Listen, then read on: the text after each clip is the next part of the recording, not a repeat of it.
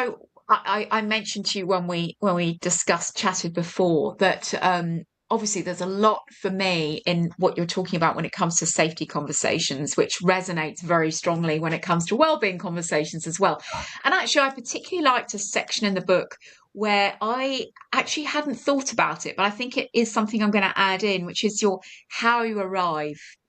I love that. I mean, I have something called approach in my model, but it's more a question of, you know, of adapting your approach to the individual and your relationship and that sort of thing. But this, I think, is really interesting in terms of that almost you've won or lost the conversation in terms of how you're actually approaching that space, isn't it? But what I actually wanted to ask you about was um, you're obviously um, you're talking about workplace frustrations and you're talking about solving workplace operational issues.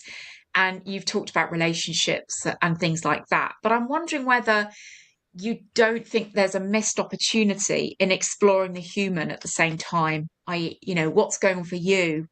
What's going on in your life right now? Because that it came very strongly for me with frustrations at work as opposed to necessarily how am I doing? Is there an opportunity to bring those conversations together, do you think?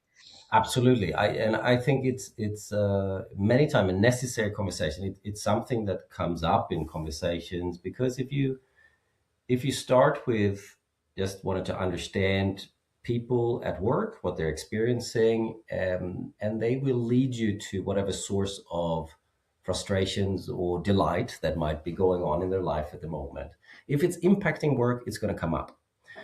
So a lot of a lot of the work I've been doing here in Australia has been in very remote areas where there's a fly in, fly Mm, out, where people live in camps yeah. for a couple of weeks.